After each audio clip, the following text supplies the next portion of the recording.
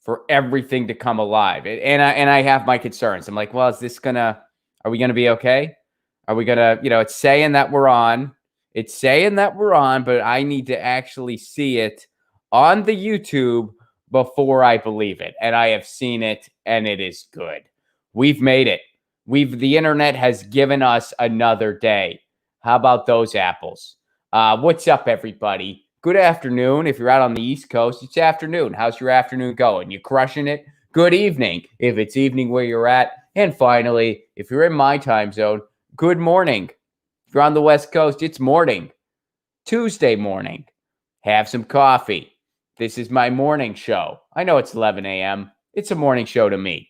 Welcome to Get Your News On with Ron. Quick shout out to everyone who makes this show possible. First of all, our friends over at ZT.com, ZHITEA.com. Their tea, it kind of rules. And you can get their tea wholesale now because of the pandemic. Some of my personal favorites, the Monk's Blend. It's killer black tea. And the Raspberry Pecan. Those are some of my personal favorites. Check it out, ZT.com. Makes a great holiday gift, by the way. Our friends over at triageoil.com, TRIAGE oil.com. Trendy Nay educates the public on cannabis with his show, and he makes amazing pain oil that I use regularly for my neck. It's a THC-based pain oil, and it really does work wonders. It's a great product. Check it out, triageoil.com. I feel weird saying it, but like, what else do you call it? It's pain oil. I feel weird going, it's a great product, but like sometimes it's like, what else can you say? It's awesome. It really is. It's awesome. He sends it to me. I love it.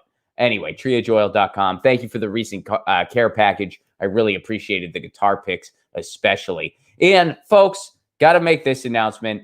I still am not able to monetize my streams. That's been something I've been dealing with for a little bit. It happened suddenly. So I'm not able to monetize my streams anymore. That is taking a chunk out of the show. So if you are on stable ground and interested in able, patreon.com/Ron Placone. First of all, I can still accept super chats. So if you want to do a super chat, I always get to the super chat at the end of the show, which, by the way, before I forget, a couple of you sent a super chat right at the end. So I missed it. It was like right at the end, and I signed off, and then I saw it. So let me do those right now. First of all, Lane Dell, thank you so much for the super chat contribution, and you sent one of those workout pairs that I love. I love the pear cartoons. I love pears. So that's great. Thank you, Lana Dell, for the pair. I appreciate it very much. Thank you very much, Lana. And also, Jim Garrison, thank you very much. And you say a $5 for Ron, and you use the number 4. I appreciate that, Jim Garrison. Thank you very much. So thank you, Jim, and thank you, Lana, for that. Sorry I didn't get to it yesterday when you sent it, but it was at the very end, so I didn't see it, but I've seen it now. And feel free, please do send those super chats in, and I will get to them at the end, as always. But if you are so able and willing, patreon.com/Ron Placone for a Give What You Can level. You get all kinds of exclusive content, a patron Zoom show once a week where I do a Zoom show just for the patrons, and a patron stream once a week where I respond directly to the patrons. And I'm making theme songs for people. You ever wanted your own theme song? Well, you can get one if you join my Patreon. Makes it an amazing holiday gift, by the way. What do you want to get? You're not sure what to get a loved one for a holiday? How about their own freaking theme song? They can have theme music for the rest of their lives. They can just put their phone in their pocket, play their song. And how much does it cost? It's a Give What You Can level. Everyone gets all the same perks. There are no tiers. There is no hierarchy. Whatever level you're comfortable giving with, that's my Patreon. So if you are on stable ground, you're able to part with a little bit each month, even $1 or $2 goes a long way. Please do consider it. Patreon.com/Ron Placone. My streams have been demonetized. So yeah, that's bad news for this show. But fortunately, because of y'all stepping in and joining the Patreon, we're still here. We're still here, Internet. You still got to deal with us. We're still here. And last but certainly not least, November 21st, likely going to be the last big Zoom show of the year. Graham Elwood and myself, November 21st. For tickets, Venmo $10 to Graham Elwood. His Venmo is just Graham-Elwood.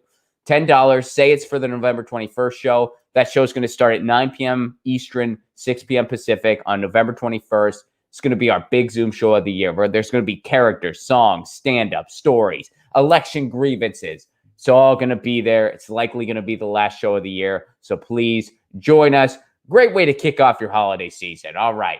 So, having blabbered all that, let me bring in my guest today. So, she has a show that I've been following some, and she's been doing a lot of really great protest coverage, kind of getting on the front lines, which you guys know I admire that. I really appreciate that. I've attended a lot of protests myself, but I don't do as thorough of a job documenting it as other people do. I'm kind of I'm more of a live in the moment guy. So it's like I'll talk about it later. I'll periscope some, but I don't really do the very thorough documentation job that other folks do. So I'm really glad that they do it. They got the right eye for it. And this is one of the folks who really does that. Please welcome Nikki from Backyard Politics. Nikki, how are you? I'm good, Ron. Thanks. How are you? I'm wonderful. It's Tuesday morning. I mean, and we're in the same time zone. We're both West Coasters. You're up in Oregon, and I am here in Southern California. So let's start a little bit about you and kind of about what you've been up to recently. So Backyard Politics, is that do you kind of focus on mostly stuff in the backyard, so to speak? Is that why you chose that name, or unpack that for me? Well, it was inspired by conversations in my backyard that were political. And then I was like, well, I need to start a podcast because none of my friends or family are listening. And I watch Graham a lot. And so I saw he had a TV behind him. And I'm like, I wonder if I could do that. And I Googled how to do it and figured it out and started my own channel. So now I primarily cover protests in Oregon now, but it started out as like trying to just get people to wake up to the fact that I wanted somebody like Bernie or Tulsi in the White House. And, I got pissed when Trump got elected, and then it all unraveled. I found out it was a system problem. So it kind of just grew from there. Mm-hmm. Well, so what was kind of the more, oh, by the way, I don't know about you, but in my experience, you can start a podcast and friends and family still aren't going to listen. Absolutely. I don't know if that's been your experience. Subscribe.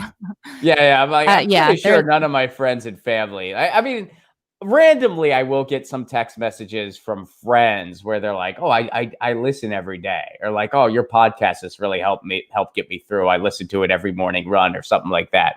But I think for the most part, friends and family aren't listening, which is fine. But yeah, I know family doesn't, or at least I'm pretty sure they don't. Watch, I'm going to get flooded with family emails. Absolutely true. I will too. It's true, though. That's funny. Well, so let's start with the most recent, and then we'll get more general. What was kind of the most recent protest coverage that you did out in Oregon? We had a people's strike, which was all-inclusive to every oppressed person in the community, whether you're, Black, brown, or just a poor individual, anybody in the working class. And it was just a strike, a movement. And we had it planned at the Oregon State Capitol, which is in downtown Salem. It had been planned for weeks. And then we had a last minute change of venue. We had to meet at a park because there was a whole group of drunk Proud Boys at the Capitol with all their guns and everything else. So we changed our venue and then had a bunch of speakers, and an indigenous group performed on drums, and it was really fun. And then the march started, and when we started to walk down the street, immediately we were stopped by SWAT and cops in riot gear, and they were threatening tear gas if we didn't get out of the streets. Meanwhile, at the Capitol building, the cops that were down there were not in riot gear, and they had shown up on bicycles. So they sent cops dressed to the nines, ready to crack heads to you guys, which was just an overall, like basically, was it kind of like a poor people's campaign-esque type theme? Like it was just like all kinds of folks were there and. Yeah, we had, actually, it was really cool. We had a bunch of activists from Portland that came down and basically showed Salem how to do it.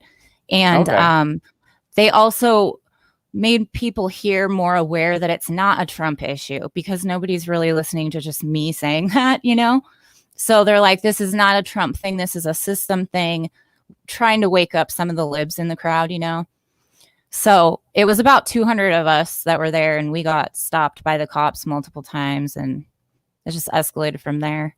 And the Proud Boys, meanwhile, there were just a couple bike cops over there, not bothering them. Yeah. Hanging That's out. remarkable. And So did you go back and I'm sorry, go ahead.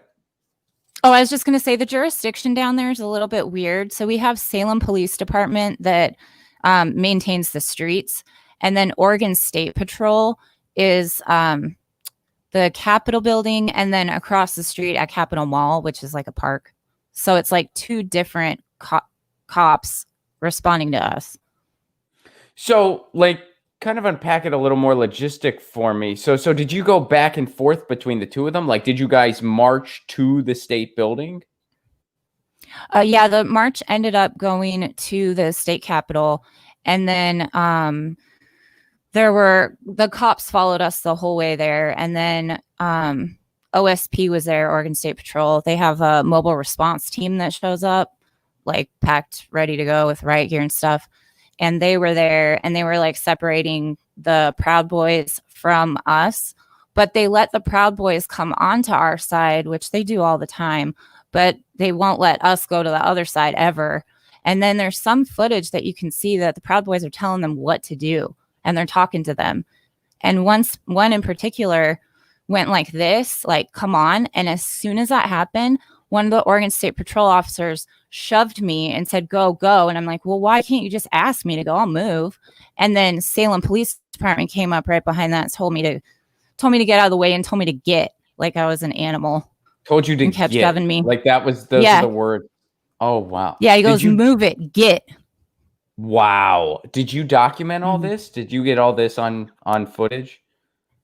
Yeah, it's on a live stream on Twitter, and then I did a video covering all of that too.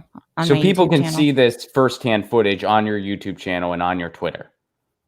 Yeah, unedited, just live stream. Wow. So what else did the Proud Boys and the police say to each other? Like, what else were you able to capture? Like, what else was being said? I couldn't see anything or hear anything, except for I saw somebody from Portland. We had a lot of Portland press down here, independent press, and one of them captured a Proud Boy talking to Oregon State Patrol right before Oregon State Patrol shoved a bunch of protesters. So I don't know what was said, but you can definitely see it. And that's on my Twitter too, and in my video. So how did it all end? Like, how did this particular event end? Like, was it a peaceful resolution? Did you all just kind of go your separate ways, or what kind of transpired at the end of the protest? Well, at the end of it, the alt-right kind of just like retreated into the darkness. Basically, they went behind the Capitol building and left and waited for activists to go home. There was reports that they were waiting to assault protesters because that's how they move up in the ranks. And then our activist group ended up marching back to the park and then called a successful protest and went home. And there were a lot of people stopped by cops that night. A lot of people. Who was your activist group? This was just People's Strike in Portland, and then Symbiosis PDX was a part of it. There was a bunch of different groups that came together for it. So, what is it like politically in Salem? I mean, is it kind of a little bit of everything? I mean, I know Oregon is just such an interesting state in so many ways, and we were kind of talking a little bit about this off mic, where it's like you have places like Portland and Eugene, and then you have other places that are very much not like Portland or Eugene. It's a very interesting state in that regard, because it's not necessarily a huge state, but you can drive through Oregon and feel like you've been in a couple different countries, you know? So what's Salem like? Salem now is kind of a mix. It's mostly liberal, not to any degree leftist, I would put it, but it's more like mainstream liberal. But there are a lot of emboldened right-wingers, and they drive around every day with their Trump flags and their Nazi flags, and they drive past my house revving their engines. Actual one of them was Nazi parked outside flags? Yeah. Wow, we identified really? a couple of them.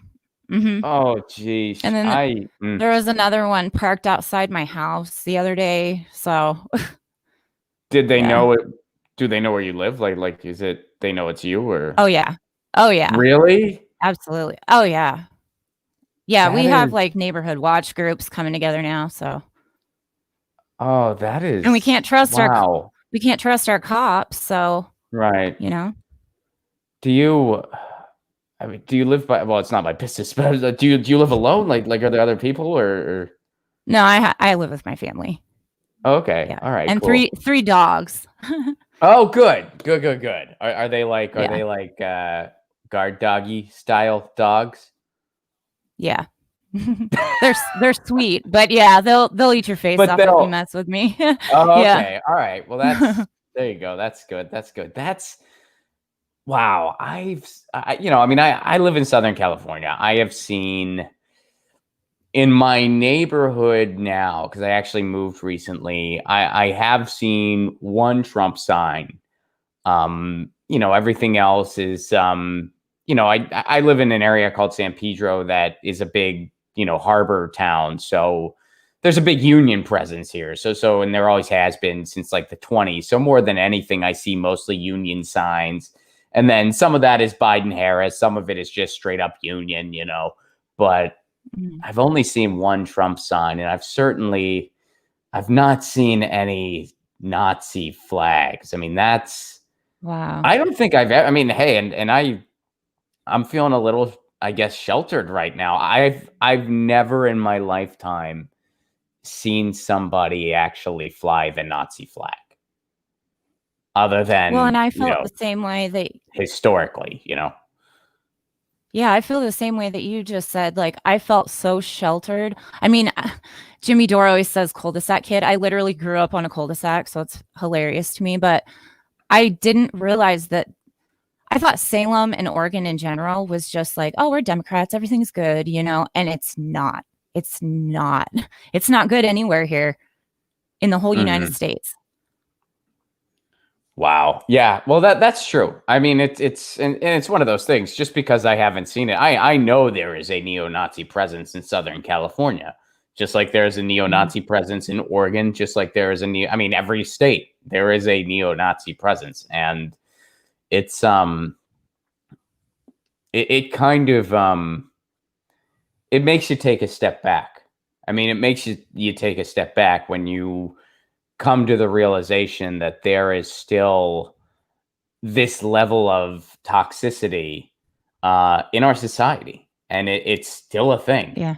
And it's just, yeah, it really takes you back. It really takes you back a little bit, where it's like, these poison ideas are still just floating around, and there are people that take them seriously. Yeah. My mom specifically was like, well, I don't understand. Where did all of these people come from? I'm like, they didn't come from they're here. They just feel Yeah. emboldened now. So that's your local, our school board has racists on it. Our construction crews, our How towing so? Like what? companies. Oh, we have 3 people we're trying to get off our school board right now for different things. One person showed up in blackface to a actual like school meeting, like school board meeting. And then Why? another Why one, did they do I that? well, one of them is married to one of the guys that is associated with one of these alt-right groups. Mm, They're okay. all in bed with everything in here. It's disgusting. I mean, and this is, I think one of the lessons here too is that we really got to organize locally big time. I mean that needs to happen Mhm. in every town, in every area, in every neighborhood. Like we really have to, for a number of reasons. One, because the other side's doing it. The other side's doing it. Absolutely. And when I say other side, I don't just mean the people who, we're not totally aligned with politically, because there's a lot of people that, I'm not aligned with politically, but they're certainly not my enemy or something like that. But when I'm saying other side, I'm meaning what you're talking about. I'm meaning like actual, white supremacists, neo-Nazis. They organize in their neighborhoods. That's something they They're do. tactical. Yeah. Yeah, I mean, and it is disturbing beyond comprehension, but it goes to show you, it's like, well, you know, you really want to bring systemic change to this place. Every way you look at it, it gets back to, you got to start in your backyard. You got to start one neighborhood at a time, one community at a time. I get emails from countless amounts of people who are running for office. And I applaud that. I think it's a noble thing to do. I'm not trying to diminish it in any way. It takes a ton of courage. But I'll be honest, I would feel a lot better if for every 10 emails I got from somebody running for Congress or Senate, there'd be 2 or hell, 1 of somebody running for their city council or their school board or even mayor. None of them are that way. None of them. Nobody is interested in local office, it seems like, or at least not near enough. And that's where, I mean, look at what you can do. Look at Shama Zawant in Seattle. Now we have a Shama Zawant style politician who won here in Los Angeles, which was one of the biggest strokes of optimism from the election season for me. Nithya Raman made it onto city council here in LA. You know, I mean, that's look at what Gail McLaughlin did in Richmond, where she formed an alliance and they were able to send Chevron packing. You know, I mean, there's so much that you can do locally, and it's got to start there. I mean, I'm, you know, and now that I live in a place that is a little more politically active than where I lived before, as far as local government is concerned. You know, local government, I used to live in Pasadena, California. Local government, as far as the city council and the mayor, were just mostly a bunch of real estate developers, more or less. So when I brought the case to municipal broadband to them, they weren't really all that receptive to it. A couple people were, but for the most part, they weren't. The mayor didn't even understand what it was and had no interest in learning. Here in San Pedro, we're considered part of Los Angeles proper, but we have a lot of active neighborhood councils who, you know, I showed up to a meeting last week. They are interested in it. So I'm like, okay, I want to start doing stuff here. I want to try. I'm going to try again. I'm going to try to bring municipal broadband, which for anyone who's not a regular viewer of this show, that's city-owned internet. I'm going to try to do it right here in my neighborhood and start here. That's awesome. Well, we'll see. I mean, you know. We did have something kind of good. It's progress. Our city council decided to go ahead with a proposal to possibly have cahoots here. Are you familiar with cahoots at all? I mean, I know the term, but I think what you're referring to, no, I'm not familiar. So it's a different group that you can call instead of calling law enforcement, that has a team of like a nurse, an EMT, and somebody that specializes in mental health. They have that same thing in Eugene, and it's been going on since like the 80s or something. They're trying to bring it to Salem. So that is something good that's coming out of it at a local level.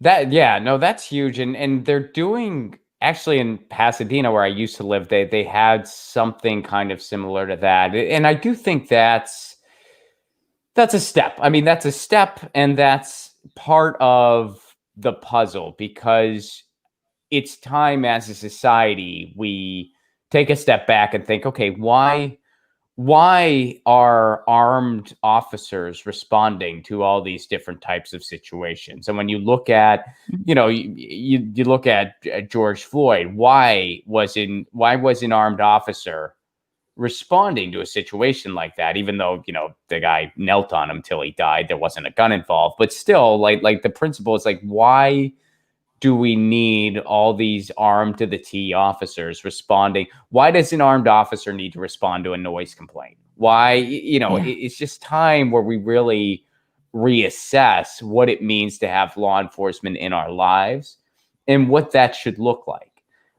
There's no reason why the same person who is responsible for pulling somebody over for a broken taillight should be the person that responds to a live shooter situation, which does happen in this country. Mm-hmm. We have a huge, I'm sure everywhere does, but we have a huge unsheltered community too.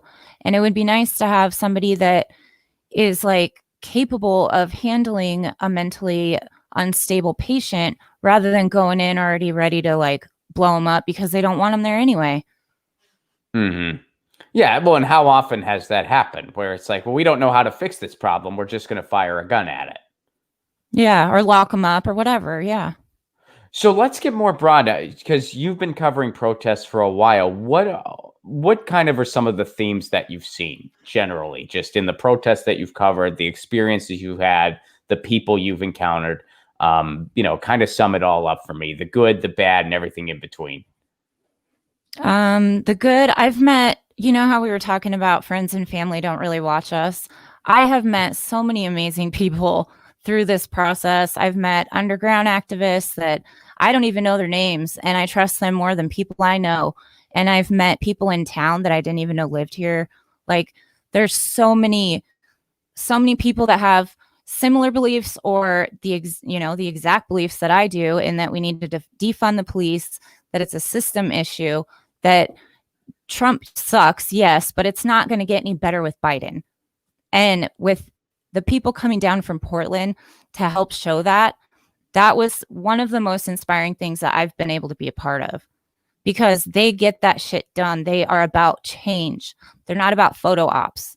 And a lot of the people here in town, that's kind of where it was going for a while. So that's the good part of it. Excuse me. The bad part, I've been followed, harassed, like people sitting outside my house, cops driving by staring.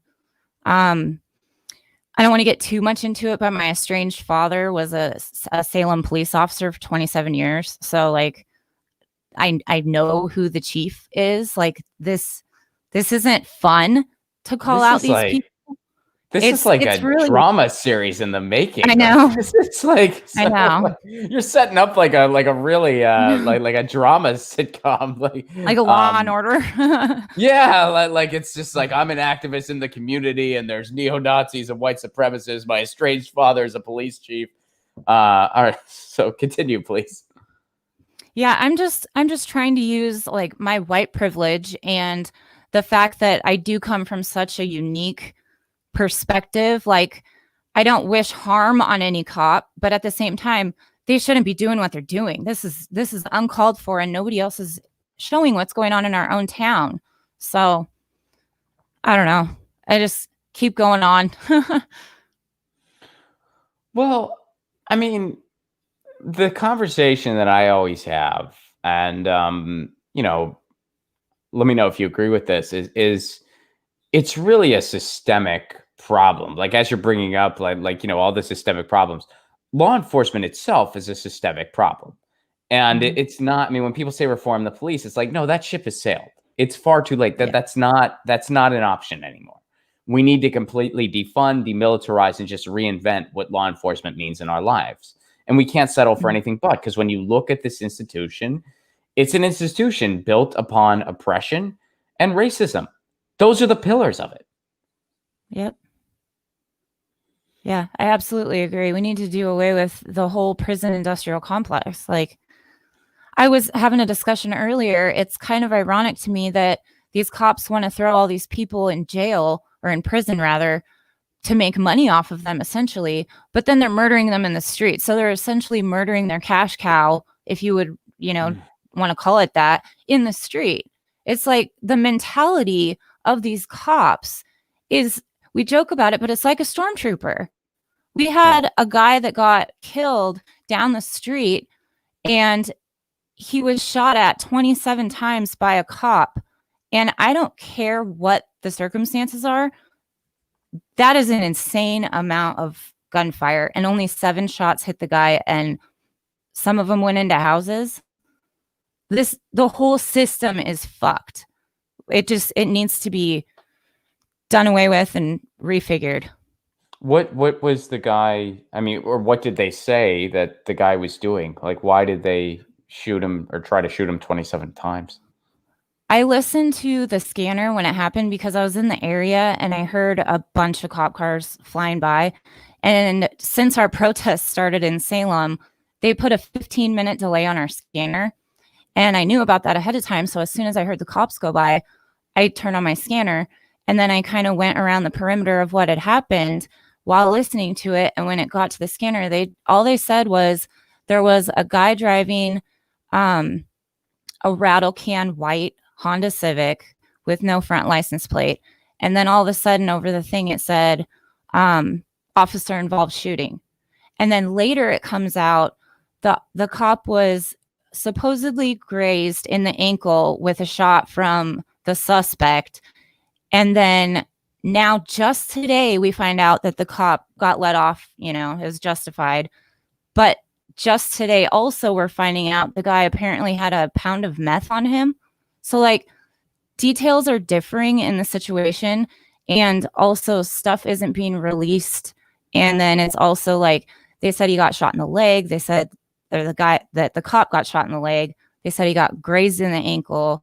They said he didn't get shot. Like it's all a mess. And the family of the victim has sought legal help because of it. Have they provided any evidence indicating that officer was shot at? Like have they provided anything? Like, because it's like if you got grazed or if you got actual, like the bullet penetrated you, there'd be physical evidence of both of them. So did they provide anything? No, not that I'm aware of. And then also they said that the officer was attended to on scene and released on scene. So maybe you can do that with a grazed wound, but it just gives you the question because of all of these things that are unraveling. Well, was he actually shot, or did they just not want record of it? Because if you go to the hospital, there'd be record. Right. So it's just all these questions, Well, it's remarkable. And that's, I mean, we had a shooting in my old neighborhood, Pasadena. We had a shooting and it was a similar thing. They were saying that this guy had a gun and he ran. And then their evidence of that was this highly edited video footage from body cam where, the guy ran and the cop shot him while his back was turned.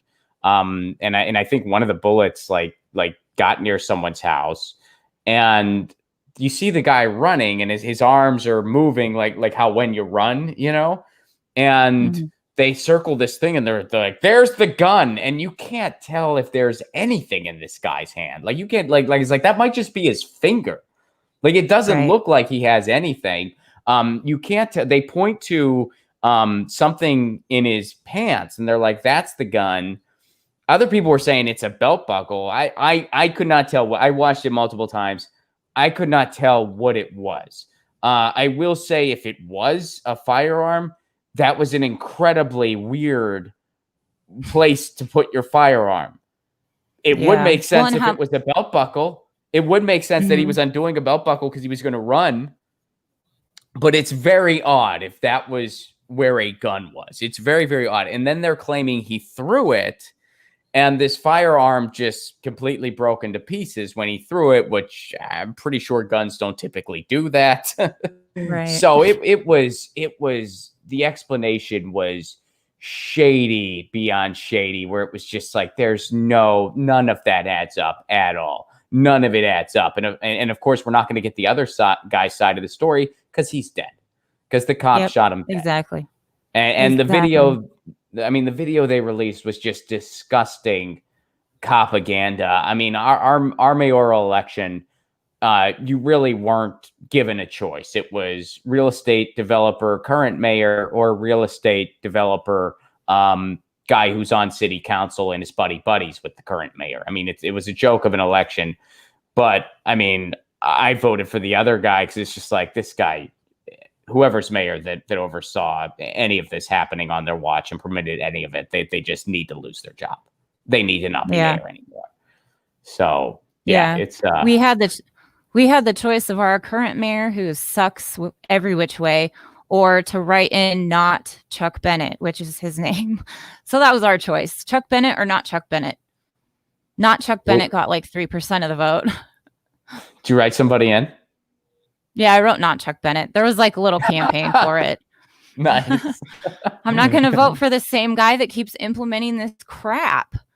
I'm a not Chuck Bennett stan. Yeah, not Chuck Bennett. Not Chuck Bennett gets it on all the issues. You ever talk to not Chuck Bennett? They get it. They get always take my Yeah. calls. So let's go to this. This kind of goes in theme with what we're talking about.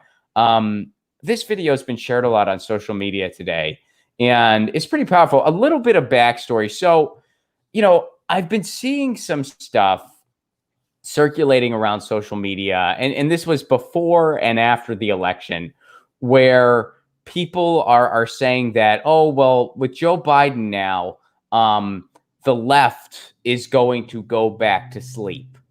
And I tweeted this out last night. I was like, look, if a neocon like Joe Biden can put a movement back to sleep, there never was a movement in the first place.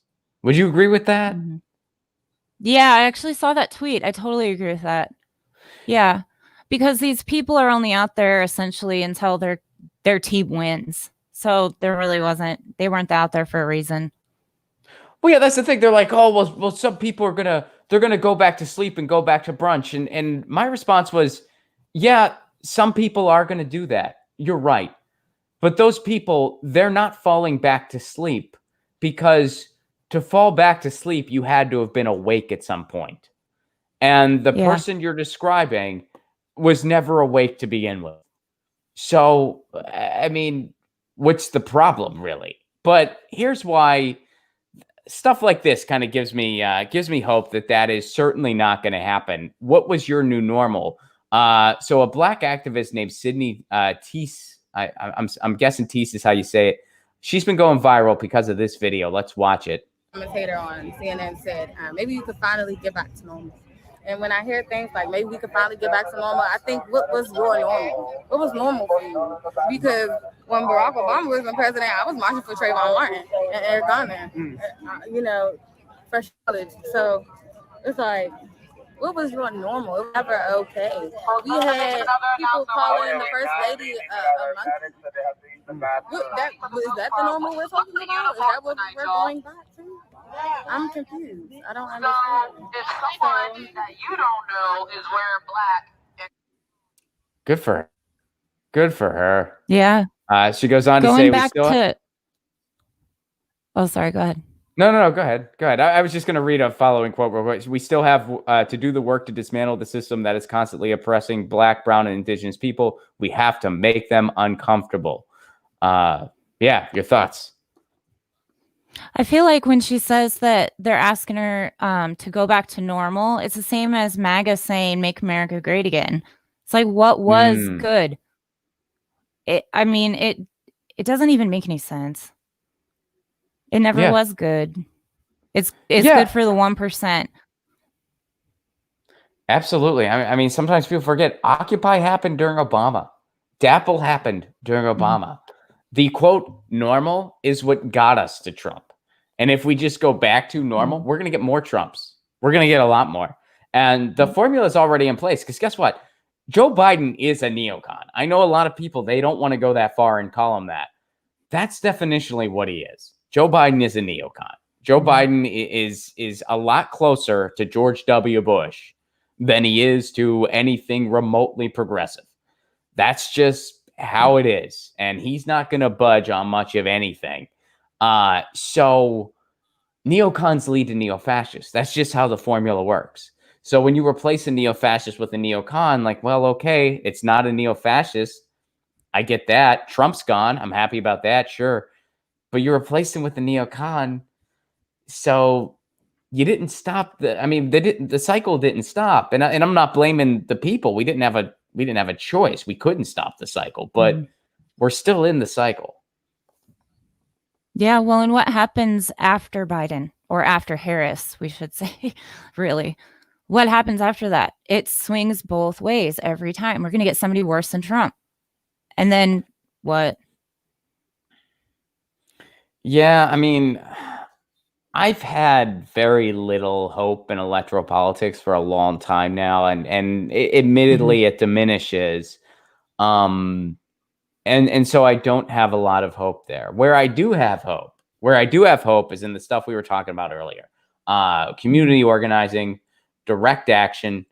That's where my hope is. That's important. That's just as important as electoralism. And I think we're I think as a society, and I myself am guilty of this too sometimes in the content that I put out, I think we are guilty of over amplifying electoralism and under amplifying all the other things in the toolkit of change. And I think that, you know, the biggest thing, the only thing I stand for other than love, I'm a love stan, Nikki. I think love is pretty dope. I like it.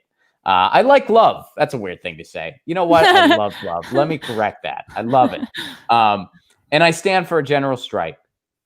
I stand for a general strike and a rent strike. I stand for that. I think that's what needs to happen. It needed to happen last week. I get it's easier said than done. I don't have the formula for executing that across the country because we have a work culture where they set people up to be one paycheck away from going under. So how easy is it to strike when you're terrified of losing everything because, you know, you're not being given a living wage? Yeah, exactly. So I get it, but I think it needs to happen. Have you been hip to any general strike grumblings? Like is that in the conversation in Salem, like in your neighborhood activities, or? We have different things that pop up here and there, but I did hear, it was through Twitter, I think, that there's like just a general strike of on Black Friday, don't buy anything, no gasoline, no shopping, no Amazon, nothing like that. So I'll be participating in that for sure. Yeah, I mean, I know that they were hoping to do something like the day after election, and then I've heard some things in January. I mean, it's really going to take a mass movement, and you know, you need, unfortunately, like you really need some bigger entities to kind of get on board as well. Like you need the people at the top of the biggest unions, and some of those people, not all of them, but some of them are kind of a little more like liberal. And when I say that, I mean liberal in the Phil Oakes sense, where it's like, we got a Dem in the White House, we're fine now. And that's the concern. Yeah. We'll see where it goes. Here's hoping, because I am a huge fan. So let's go here. This is going viral a little bit, and I'm not getting my hopes up personally, but check this out. Mouthwash.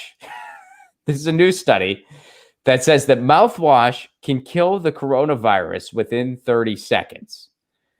Now, this is just one study that has not been peer reviewed. So, you know, don't get too excited here, folks. But it's interesting. They're saying mouthwash can kill the coronavirus within 30 seconds, according to this one study. Oral rinses containing 0.07 of the ingredient, I'm not even going to try, chloride, show promising signs of reducing COVID-19.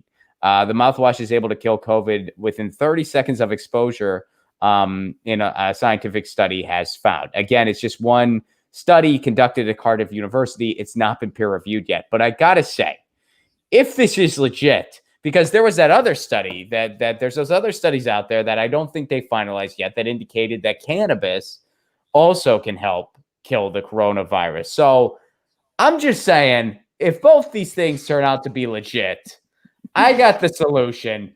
All we need is just free mouthwash stands all over the place, and the government foots the bill for everybody's cannabis purchases. They don't take it over. They just subsidize it. They just foot the bill for all the dispensaries and all the things people need. Free cannabis, mouthwash everywhere. No need for a lockdown. We fixed it. We saved it. And man, what a way. I mean, if it ends up being legit, Nikki, and mouthwash and cannabis does the trick, I've been practicing preventative care since the start of this thing and didn't even know it. Me too. Yeah, I've always thought that weed is the solution to everybody's problems. So if everybody could just get high and chill and maybe take some mouthwash, we could all love each other. Right? Right? Just don't drink the mouthwash. Yes, do not drink the mouthwash. Spit it out. I mean, we would just have all these mouthwash stations, and we would just have like I mean, I guess maybe we would need like some big spittoons or something. It'd be like the Wild West again, but instead of tobacco, it'd just be like mouthwash, just all going in there. And then it's like virus dead. Here's some cannabis. Now virus super dead. And then, you know what? You talk about a new normal, which we're going to have a new normal. Well, what if that's the new normal? What if the new normal is mouthwash and cannabis for all, and we are just a more mouthwash and cannabis consuming society? I get on board with that. And then you know who's sitting on millions of dollars, Nikki, is the person who comes up with cannabis-infused mouthwash. Oh, yeah, there you go. I was trying to figure out a way to combine the drive-through coffee appeal with the joint, and do this both at the same time. Anybody can take that idea. Go ahead. I don't know. Has that not been done? I feel like that's happened. Has that not happened? It might have. I don't know. We don't have one here yet. Well, in the Los Angeles area, there is there's a couple cannabis cafes now, and I mean, I think COVID kind of really slowed it down. I don't know if they're active right now, but hey, if they do find out, I mean, if there is like more consensus that cannabis prevents this thing, I think they should totally be open. You know, I mean, hey, spread it around, get more people. So, you know, I'm not getting my hopes up, but man, that would be, I saw the mouthwash thing and I'm just like, you know what? What if we would never need another lockdown and instead just mouthwash and cannabis everywhere? I can get on board with this. It's a lot cheaper than going to the doctor, so I'm all for it. No kidding. No kidding. I mean, and it's, you know, what's crazy though, is there would still be people that would complain. Even if it's just like, hey, here's the ask, little cannabis, little mouthwash. We got this thing. It's done. We're going to beat it. There would still be people that would complain. I worked in retail. I know. Yeah. But here's hoping. So again, folks, we're not making any scientific claims. This is this went viral. It started with I think Sky News was the first outlet to report it. At least that's what we're looking at it from. It is one study. It has not been peer reviewed yet, but it's one study indicating that mouthwash might be helpful with COVID-19. Interesting, fun, and interesting. Nikki, even though it's not Monday, I got another thing in the docket here, and so I got to ask you before I bring it to the surface: are you a music person? Yes, but I'm terrible at naming bands and songs. I know what I like, okay, but I'm not as good as you are. No, I mean, I will have brain farts all the time when it comes to me. I mean, I do it all the time. I'll forget obvious things, and I'll remember the most random of things where it's like, why is that stored up in my short term? So no worries. I mean, there's no exam to be had, but okay. this was a fun one that hit me a little bit, and I retweeted this. So Barack Obama released a playlist in honor of like another autobiography he's doing, and one of the things that struck me, and there's some good songs on here. Don't get me wrong. We can go through Aretha Franklin, The Wait, B.B. King, The Thrill Is Gone, Beyonce, Halo, Beyonce at Last, Bob Dylan, The Times They Are A-Changin', which somebody on Twitter pointed out that's interesting that that's there because he really didn't do any of that. Brooks and Dunn, I'll take a pass. Bruce Springsteen, The Rising. There's a million Bruce Springsteen tunes I prefer, but okay. Eminem, Lose Yourself, Frank Sinatra, Luck Be a Lady, Gloria Estefan, or Fleetwood Mac, Rainin', which, you know, Fleetwood Mac, because of that guy, the skateboarding guy, Fleetwood Mac has really seen an uptick in our society, which I'm all about. I love Fleetwood Mac. Did you see that video, the dude on the skateboard? You know what I'm talking about? You didn't see that? Oh, there's this dude. No. He was a guy and he was listening to Fleetwood Mac, like Fleetwood Mac was playing, and I think it was just like a TikTok video, or it might have just been Instagram. And he was just on his skateboard, doing his thing on a skateboard, and he was drinking cranberry juice. And this thing went viral. And it was just like it was a video that you just kind of felt good when you watched it, because it's just this dude enjoying the world, rocking out to some Fleetwood Mac, drinking cranberry juice. And I think he ended up getting like sponsorships out of this thing. It went viral, and he kind of became Wow. an influencer, celebrity, whatever you want to call it. And but yeah, sales for Fleetwood Mac went up too as a result of it. Well, that's And cool. yeah, look that up. It's a fun little video. But here's the thing that struck me. He picks out a Beatles tune, and he picks out Michelle, which I get it. That's his wife's name. But he says, but I had to say, I'm like, look, Michelle is by far my least favorite Beatles song. One of the few I genuinely dislike, which is I can't get into that song. I'm sorry. Picking Michelle as a Beatles tune is like picking Mitt Romney's plan for healthcare. Oh, wait. So to me, that was what Nice. that felt like. That was what that felt like. And I get it. It's his wife's name. But just because it's your wife's name, I mean, I don't know. I mean, let me ask you, if there was a Beatles song named Nikki, and it was not a great Beatles song, but it was a Beatles song, and you're like, all right, this is a Beatles song. Would you like force yourself to embrace that song? Would you want a significant other to be like, that's on the playlist? Or would you just be like, well, it's my name, but I actually have a good example of this. There's a song called Darling Nikki by Prince, and it sucks. But there's a cover by the Foo Fighters, if you can find it, and that is awesome. So I would Really? much rather have the Foo Fighters version. Yeah, it's like gritty. I love it. So I'm not familiar with that. I do enjoy Prince. I'm not a Prince connoisseur. I respect him, and I know, some of the obvious stuff, and I enjoy it, but I'm not fluent. So I'm not familiar with that track. Why do you prefer the Foo Fighters, but you don't like Prince? Or for that song, you don't like Prince? Do you like Prince overall? Let's start there. Not really. I'm more Really? I like punk, I like rock, I like hard heavy music. Not heavy metal, but like fast paced, like you can feel it. The other slow stuff generally puts me to sleep. All right. I mean, Prince. I mean, some people would say that some of Prince's stuff was kind of like flirting with punk rock. I don't know if I'd go that far, but he had some more. He had some of those albums that, I mean, they were pretty raw. They were pretty like in your face funk. Again, I'm not a connoisseur, so I can't really, I can't really like convert you to Prince or anything like that. But I mean, I definitely respect the musicality of it, and I respect like what that dude was all about. But I get for some people, it's just not really their cup of tea. And I learned to like Prince more when I was exposed to people who were really into Prince. Like one of my closest friends is like a huge Prince fan. He has a Prince tribute band. He made me appreciate Prince more. My friend Anthony, he's actually been on the show before. He turned me on to Prince more because he turned me on to some of the catalog that he knew I would connect with a little better. And I'm kind of like, I get it. It's still not like my personal like first choice by any means. I'm not going to be that guy that goes, oh, put some Prince on. That's just, not my general, choice or whatever. But I appreciate it. But anyway, so what makes you prefer like the Foo Fighters version to the original?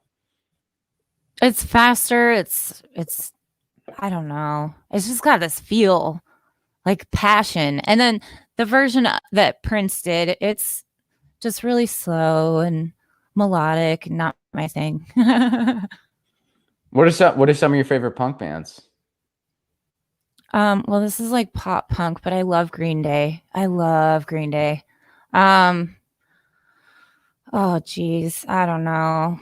Have you heard Brand New? They're not, I don't know if they're punk, but they I started love that Brand way. New. Yeah, have you listened to their first album? Yeah. Yeah. Yeah, I mean that was a pop punk album, and that was a super fun album. And to be honest with you, I kind of stopped listening after that first album because I just listened to Brand New when I was in high school. I loved that first album. And then after that, I just kind of moved on to other things. I mean, I know they've put out a lot of great stuff since then, but I'm just not hip to it. I just know that. And I'm sure if they, I know they're still active. I'd imagine if I saw them live, I would not know anything that they would play because I'd imagine they don't play anything from that first album at this point. But that first album, I could still probably recite that entire first album if I was listening to it. I mean tracks like Mixtape. That is such a cool song. Mixtape The song? Oh, you'd have I to got a sing it. $20 bill that says no one's ever seen you without makeup. You're It sounds always made up. familiar. Oh, yeah. You gotta, yeah. I know more of like around 2008 because that's when my daughter was born, and I went to their concert while I was pregnant with her. Nice. Yeah, they were awesome. They were like flawless. Oh, they're fantastic live. Yeah, I mean they've always been a great live band. I'm sure they still are. But yeah, if you're into pop punk, there's a lot. Have you ever listened to the Stiff Little Fingers? Mm-mm. You gotta check out Stiff Little Fingers. Okay. I'll Twitter message you a bunch of fun stuff, and then a lot of other fun stuff from that era. I used to be really into Saves the Day. You ever listened to Saves the Day? I don't think so, but it sounds familiar. They're not, I mean, they're still around too, but they're a different band than when they started. Musically and literally. It's, the singer-songwriter is the only original member who's still around in the band. But they used to be, very much a pop punk band. And then when that first wave kind of ended, like a lot of those bands, they kind of branched off and started doing more like, I guess like more indie driven type stuff. I don't know.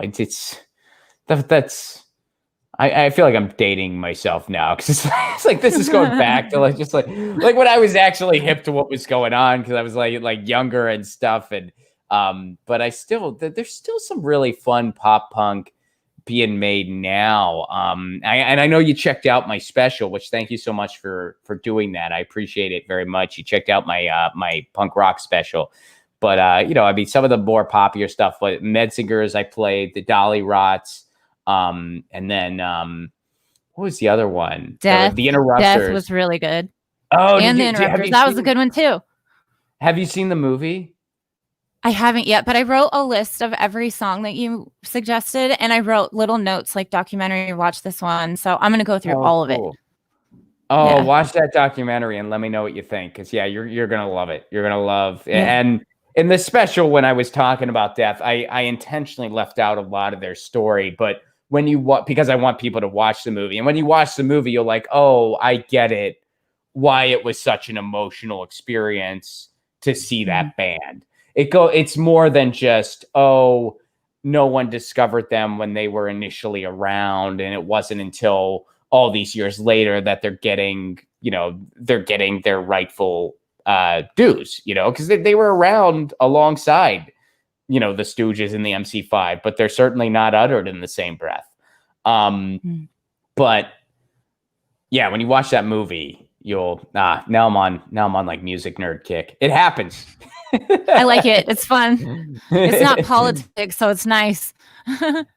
You gotta mix it up a little bit. You really do. But yeah, watch that movie, and I can't wait to hear I'm excited now. I'm so excited you're gonna see it for the first time. But to put a period on this, let me ask you this, just for funsies. What's your favorite track on this Obama list? What's your favorite? It's easy. It's Bob Dylan. Every time, Bob Dylan. Yeah, you're a big Dylan person? Yeah. My wedding vows are Bob Dylan lyrics. Really? Yeah. Wow. And we actually have our shower curtain has Bob Dylan smoking on it. We're big Bob Dylan fans. Our first dance was it was a Bob Dylan song, but it wasn't Bob Dylan doing it. It was Adele, which Bob Dylan wrote, but we danced to Adele's version. She does a beautiful version. Oh, it's such a beautiful tune. Yeah, we were just like, that's our wedding song. So yeah, we did use Adele's version, but Bob Dylan did write it. So I guess I feel every wedding needs some Bob Dylan somehow. Yep. That's absolutely necessary. Well, good pick. I'm gonna have to go with, let me look at it again. See, this is hard because that's a fantastic Aretha and BB King tune. I'm a huge Springsteen guy, but this is not. I mean, I appreciate The Rising. It's a fine song. It's a fine album, but I would not. If I had to pick one Springsteen tune, I don't think I'd ever pick this one. I guess I'll go with Aretha Franklin, The Weight, as far as like picking a tune out of those. That would be the one I'd pick. That whole list, though, feels like he's just totally pandering. It's Yes, kind of embarrassing. Yes, I putting it out there. agree. I completely agree. I just the Michelle thing just caught me, and I thought it'd be a fun thing to talk about because it's like, really? Oh yeah. Out of all the Beatles song, you pick Michelle. Oh, really? Out of all the healthcare plans out there, which, by the way, there's a right way to do it, and every other freaking industrialized country figured it out except for us. But you're going to pick Mitt Romney's plan. All right. That was Mitt Romney's plan is the Michelle of healthcare plans. The Beatles song Michelle of healthcare plans. Nikki, where can people go to learn more about you and to see all of your stuff and to see all the footage that you've been documenting? I have a YouTube channel, Backyard Politics, and I'm on Facebook, Twitter, Instagram, Patreon, all at Backyard Politics.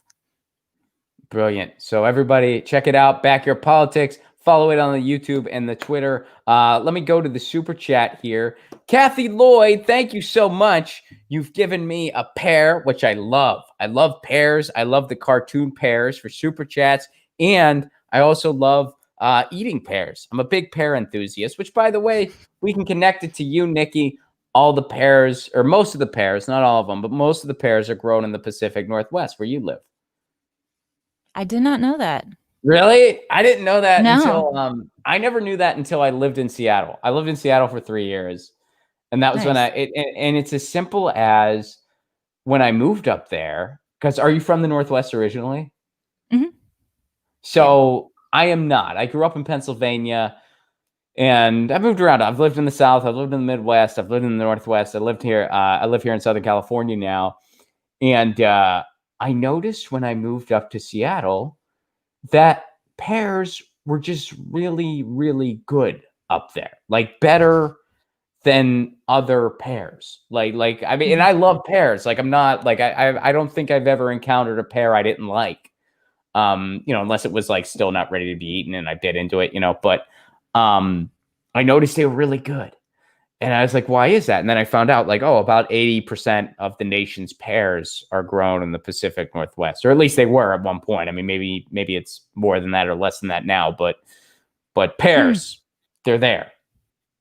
So I don't know if it's just Washington or if it's Oregon too, but I know it's like Pacific Northwest and yeah. Yeah. Do you know about Marion berries? No. What's that?